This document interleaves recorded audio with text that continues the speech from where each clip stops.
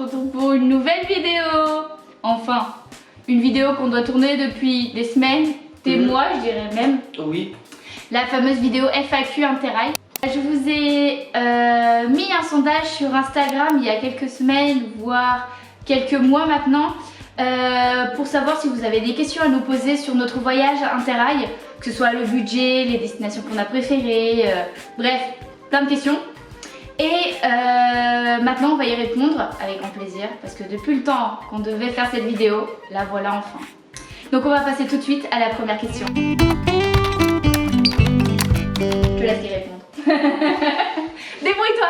L'Interrail, qu'est-ce que c'est? L'Interrail, c'est un pass qui te permet de voyager en Europe en train pour des prix très bas, voire des fois voyager gratuitement. Et donc du coup en fait ça c'est des passes qui sont différents en fonction du nombre de jours où tu pars. Et qui s'adaptent aussi par rapport au pays que tu veux faire, il me semble. Oui. En fait on peut acheter des packs avec le nombre de voyages comme tu as dit. Nous de notre cas on a pris un pass 10 voyages. On avait déjà un programme plus ou moins en tête qu'on voulait faire. Et il faut savoir que dans le pass voyage que vous achetez, il faut prendre en compte l'aller et le retour. Voilà, et on vous présente le petit Sony au passage. Voilà, le petit nouveau dans la famille. Ouais, c'est important ce que tu dis, l'aller et le retour, puisque genre si on part du principe qu'on prend un pass 10 voyages comme nous on a fait, faut compter que tu as 2 voyages, du coup un l'aller et un retour qui est grillé dedans. C'est ça, donc il faut prendre en compte dans votre périple. Donc voilà, nous on est parti combien de jours déjà? On est parti moins de 20 jours. On est parti 18 jours. 18 jours, on est parti. On a pris le pass du coup 10 voyages comme on vous l'a dit. Et on a fait, en gros on est resté 2 nuits à 3 nuits par destination. Donc c'était assez intense. Je sais pas toi mais moi je conseillerais de faire différemment. Ouais. En tout cas de passer plus de nuits dans les destinations pour bien profiter, bien se reposer. Parce que je pense que vous avez dû voir dans les vlogs mais on était KO technique. En fait ce qu'on a fait c'est qu'on est arrivé un jour. Alors, on voyageait toute la journée, donc on allait peut-être vers 16-17 heures à une destination. Ensuite, on dormait sur place, on sortait un peu le soir et tout. Et on avait que le lendemain vraiment pour visiter la ville. Et après, le surlendemain, on repartait déjà, c'était déjà notre nouveau départ. Ouais. Moi, je conseillerais d'avoir au moins 2 jours de visite, donc ça veut dire au moins 3 nuits, quoi. Ouais, clairement, parce que sinon, on n'a pas le temps de bien visiter, ou on fait vraiment les choses très touristiques. Et si vous n'êtes pas organisé comme nous, en tout cas si vous anticipez pas comme nous, et vous risquez d'avoir des trucs qui sont fermés ou il faut réserver à l'avance. Comme par exemple, moi je voulais absolument faire le musée de Van Gogh à Amsterdam et on n'a pas pu le faire parce que il fallait réserver minimum 1 semaine à l'avance.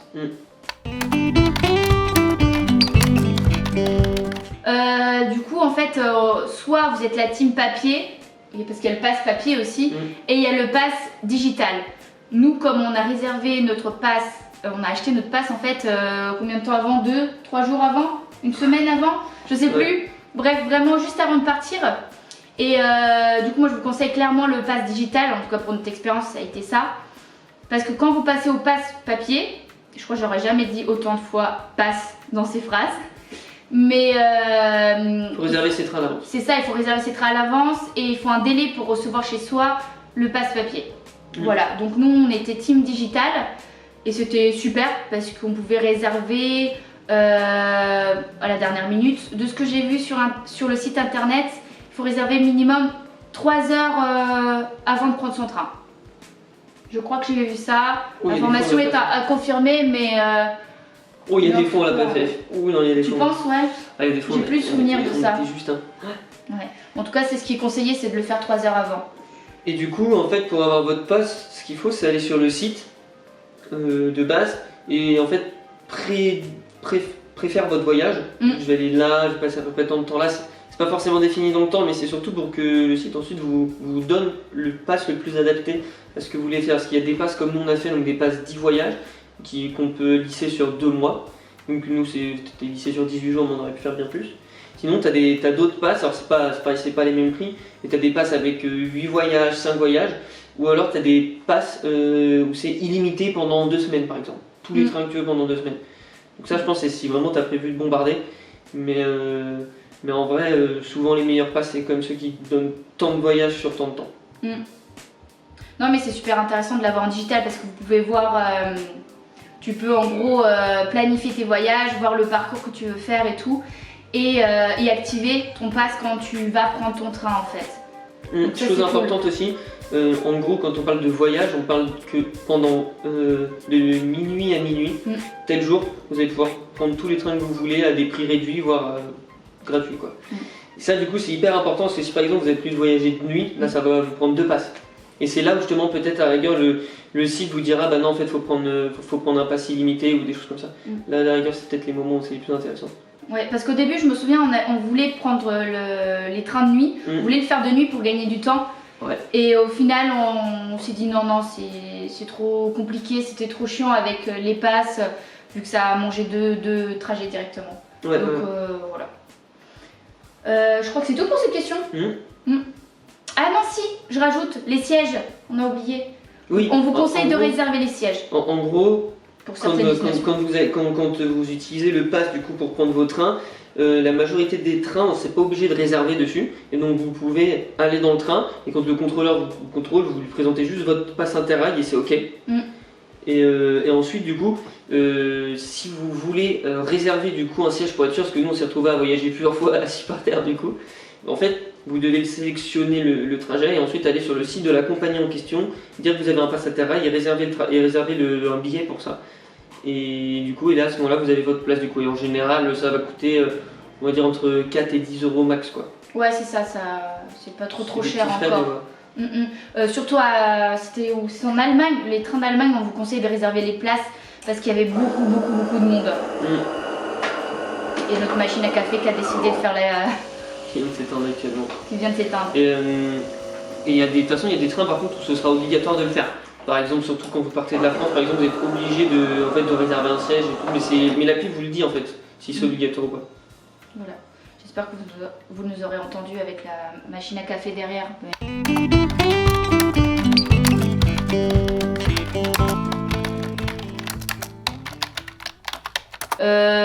Clairement, en gros, combien de temps on passe dans le train, combien de temps on passe à visiter. Comme on vous l'a dit, nous c'était assez speed. Je pense qu'on en a déjà parlé avant. Ouais. C'est le fait que nous on a fait le choix aussi d'avoir qu'un seul jour de visite parce qu'on avait juste pas assez de jours pour faire tout l'Interrail. C'est ça. Et mais en fait, entre chaque pays, surtout quand ils sont frontaliers comme ça, tu peux avoir quand même jusqu'à, on va dire 6 heures de train, quelque chose comme ça pour les plus longs. Des fois c'est 2-3 heures, ça dépend. C'est quoi le plus long qu'on ait fait déjà? Je pense que ça doit être Prague-Berlin, on a dû mettre 6 heures. 6 heures. Donc ouais, faut voir ça, faut prendre en compte dans votre trajet. Et donc du coup ça dépend de l'heure à laquelle tu pars, mais comme nous on prenait des trains vers 9-10 heures, ça grille une bonne partie de ta journée quoi. T'arrives en fin de journée, surtout le temps d'aller à l'auberge, déposer tes affaires et tout. Donc t'arrives en fin de journée quoi. Donc c'est un truc à prendre en compte et c'est bien pour ça qu'on vous conseille. Nous aussi, moi si c'était à refaire sur 18 jours, j'aurais pris un pass que 7 ou 8 voyages quoi. Ouais, c'est vrai. Il aurait fallu retirer des destinations quoi, mais je pense que c'est ce qui aurait été le mieux. Après c'est notre parti pris, hein. On a choisi de bombarder, de tracer, de faire le maximum de pays en peu de temps. Donc c'était notre choix à nous. Et puis au moins on aura vu le maximum de pays. On pourra se dire bah celui-là on a adoré, on a envie d'y retourner, notamment Amsterdam. On a surkiffé Amsterdam, Venise, pourquoi pas y retourner avec des copains, à voir aussi.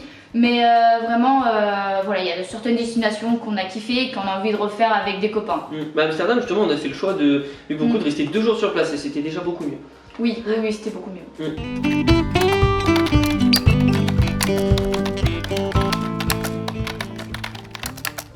Combien de jours?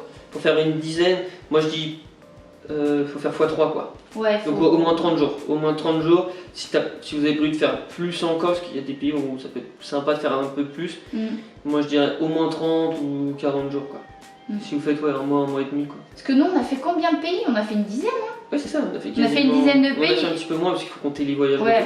Mais au final, en 18 jours, on a fait 10 pays. C'était très intense. Mais c'était serré, et puis il y a des trucs où on s'est dit mince, on repart un peu, on n'a pas bien vu ce qu'on voulait voir quoi. Donc moi à refaire, ouais, je dirais pour 10 voyages, prévoir presque le double de jours que ce qu'on avait quoi. Ouais, ouais, à voir. Donc on va continuer avec la prochaine question, mais qui est fortement en lien avec ce qu'on vient de dire.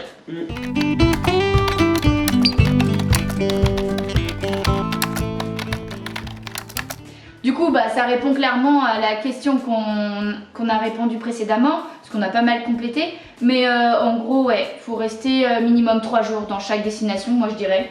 Mais moi je raisonne surtout en nuit, puisque tu comptes les arrivées et les départs. 3 nuits du coup, moi je dirais minimum. Ouais, pour être bien, pour être tranquille, un bon long week-end de 4 jours quoi. C'est cool. Même si tu pars tôt le matin sur 6-7 heures, t'arrives début d'après-midi à tout casser quoi. Donc, ça donne pas la journée entière pour visiter. Donc moi je dirais qu'il faut compter au moins 2 jours pleins sur place, plus peut-être une demi-journée avant quoi. Ouais. Et du coup on m'a posé aussi dans la même question, le prix. Bah, le problème du prix, c'est que ça varie en fonction des destinations qu'on a faites. Hein. Le tarif, si on prend Prague, c'était vraiment pas cher. Si on prend par exemple Venise ou encore Amsterdam, bah, c'était super cher à côté quoi. Mais pour vous dire, en tout cas, c'est une des questions qu'on m'a posées aussi. Et bah, on a eu chacun avec le pass et tous les voyages qu'on a fait, on a eu pour environ 2000 €. Ouais, c'est ça, ouais. 2000 € avec passe compris et toutes les destinations, avec l'auberge. Ouais, ce qu'il faut prendre en compte, c'est les auberges. Nous, on était 2, on n'a pas fait des auberges avec plusieurs personnes dans la même chambre. C'est ça. Donc ça, c'est quasiment 2 fois moins cher que ce qu'on a fait nous. Donc en logement, on aurait pu revenir à moitié moins cher. Bah, vu qu'on a décidé de faire ce voyage en couple, bah nous on a décidé d'avoir des chambres privatives. On voulait un peu d'intimité quoi. Voilà. Avec du coup parfois salle de bain dans les chambres ou parfois salle de bain partagée. Ça dépendait. On a fait une auberge, une vraie auberge hein, je parle. C'était en Autriche. Ouais. C'était en Autriche. Très sympa l'auberge. C'était trop bien, vraiment. Quand on te dit auberge, c'est vraiment ça que t'as en tête. Comment des voyageurs, d'étrangers, voyageurs de nationalités différentes. Voilà, en train de dire d'étrangers. Et de cultures différentes aussi. Et vraiment, il y avait, on pouvait bruncher, on pouvait boire des coups, faire des jeux de société. Il y avait plein d'animations qui étaient organisées. Vraiment, l'auberge, elle était incroyable. Ouais, c'était vraiment comme au final. On en a assez peu profité parce qu'on restait trop peu de temps et on partait toute la journée. Enfin, c'était un délire quoi. Donc là c'est pareil, ça aurait été cool à la rigueur là même de faire plutôt 4 nuits sur place pour pouvoir voir un petit peu fréquenter les gens. En fait on n'avait pas le temps parce que le soir on rentrait à 23 h, donc on allait se coucher et on repartait pour le lendemain. C'est ça c'est un regret que j'ai moi, c'est qu'on n'ait pas eu le temps de prendre le temps de discuter avec les gens. On n'a pas beaucoup côtoyé de monde. Ouais, d'échanger avec les gens, de rencontrer, de partager. On l'a fait parfois, mais c'était trop court pour tisser un peu des liens, des choses comme ça. Donc voilà, moi c'est un regret que j'ai. Ouais.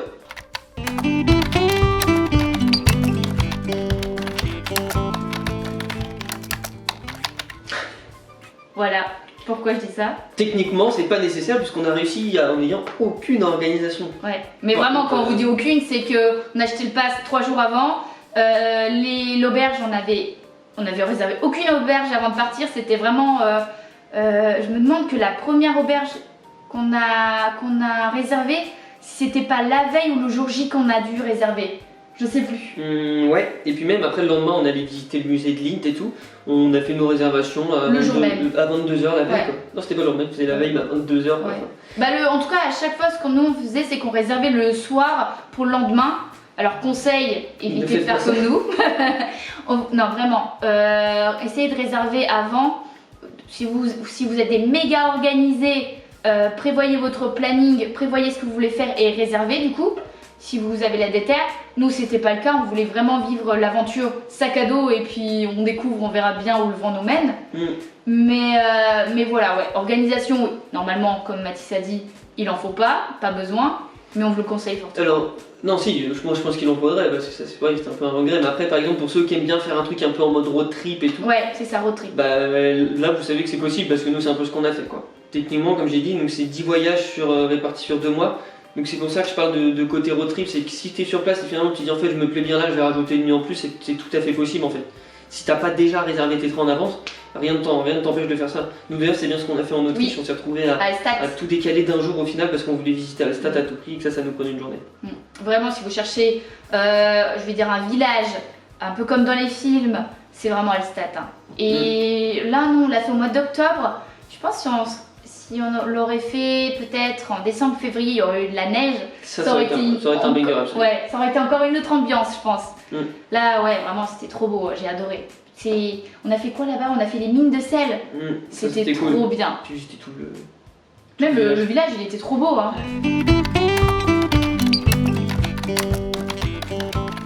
vous a parlé des auberges.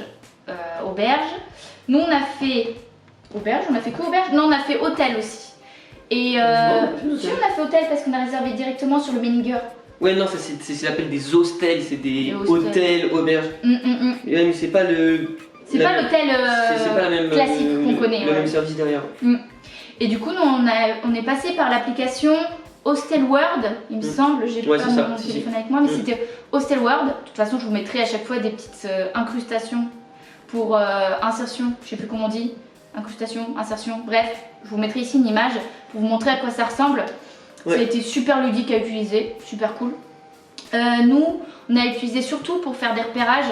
On regardait d'abord ce qu'il y avait aux alentours du pays où on était, de l'endroit où on était. Et grâce à ça, on réservait directement sur le site. Parce que des fois, en fait, on a réalisé que c'était moins cher en passant directement par le site. Surtout aussi que par contre c'était leurs offres, c'était un peu foiré. Ouais. C'était pas sur les bonnes chambres. Alors des fois en fait si on allait avoir 2 lits simples, ou alors t'avais que des chambres simples, je ne sais pas pourquoi ils montraient pas les chambres doubles qu'ils avaient, alors que sur le site ils étaient bien là quoi. Ouais. C'est mieux indiqué pour les gens qui vont loger dans des dortoirs en fait je trouve quand même. Ouais, avec Hostelworld ça marche nickel si t'es en dortoir. Par contre c'est vrai que si tu veux des chambres privatives en fait j'ai l'impression qu'ils sont mal synchronisés avec le site des auberges ou quoi. Et donc du coup là vaut mieux passer par le site. Par contre, du coup, ce qui fait que tu as les avis des gens, donc ça c'est cool. Ouais, nous on regardait beaucoup les avis, surtout les mauvais avis. C'est vrai, parce que ça nous permettait de dire oh là, ça nous plaît pas, donc on n'y va pas. C'est surtout ça en fait. On regardait beaucoup les avis, les mauvais, on faisait des repérages dessus, et sinon, je crois qu'on a directement réservé sur leur site, soit on n'a jamais réservé sur Booking, je crois, nous. Non, on n'a jamais utilisé Booking, mais j'ai entendu dire que ça a marché aussi super bien Booking. Ouais, on vous conseille du coup Booking, Hostelworld et directement les sites officiels des hôtels, des auberges. Bah écoutez, on a un peu répondu à cette question tout le long de cette vidéo, mais vraiment je dirais organisation, je dirais anticiper les choses. Si vous voulez faire vraiment un truc, réservez-le à l'avance. Ouais, c'est cool le côté un petit peu road trip et au moins tu sais que si jamais tu as vraiment envie de modifier ton voyage, tu peux. Mais je déconseille quand même très fortement. Ouais. Moi je dirais ça. Et puis de rester plus longtemps dans les destinations. Moi je dirais vraiment c'est les deux trucs qui m'ont le plus marqué. Si t'as pas beaucoup de temps, prends moins de destinations. Ouais, vaut mieux prendre moins de destinations et de bien profiter. Moi je sais qu'en tout cas c'est un truc que j'aimerais refaire. C'est repartir par exemple en Italie. Et de faire l'Interrail mais que dans l'Italie. Bien visiter tous les endroits en Italie. Moi j'aimerais beaucoup faire ça. Ah aussi petit tips, prendre du liquide avant de partir. Parce que moi je me suis dit pays de l'Union Européenne qui ont l'euro, je me suis dit on n'aura pas de facture et tout ça. Mais en fait si, tu peux avoir pas de facture dans la ville. Tu peux avoir des frais déjà. Quand tu utilises ta carte à l'étranger, ça dépend déjà des cartes que vous avez. Donc retirer des billets en euros c'est pratique quand même. C'est quoi, c'est à Venise? Je crois que quand j'ai retiré genre 20 ou 30 euros, j'ai eu genre 5 ou 10 euros de frais, c'était ouais, c'est énorme, c'est énorme. Et les ATM, je crois que ça s'appelle. Ouais, non, moi c'était pas les ATM, je sais plus sur quoi j'avais retiré. Je sais plus, mais ça, des fois ils te prennent des énormes taxes. Hein. C'est ça, et puis si vous allez dans des pays comme nous, on est allé à Prague par exemple, en République tchèque, ils sont pas à l'euro. Donc je pense que c'est plus rentable de prendre des billets avant de partir. Ouais, clairement. Et d'ailleurs, ayez toujours du liquide parce que je sais pas si on le voit clairement dans l'une des vidéos que j'ai tournées, mais c'était à Alstad notamment. Et bah, pour faire la traversée, parce qu'on arrive en fait en train à un endroit à la station, et puis après on doit prendre un bateau pour aller vraiment dans le Alstad. Et là en fait il fallait que du liquide, on n'a pas pu traverser parce qu'on n'avait pas de liquide. Donc on a dû faire tout un détour, récupérer du liquide, revenir. On a perdu un temps fou, alors qu'on n'avait pas beaucoup de temps en fait. C'était déjà la course. Et ouais, ils acceptaient les dollars, les euros, toute la monnaie qui pouvait exister. Mais pas les cartes. Donc c'était trop chiant. Ça peut se comprendre aussi vu là où c'était quoi. Ouais, c'est vrai. Donc, moi je dirais en vrai partir avec quelques centaines d'euros quand même sur soi. Hein. Ouais. Chaque destination ayait une centaine d'euros, je dirais moi.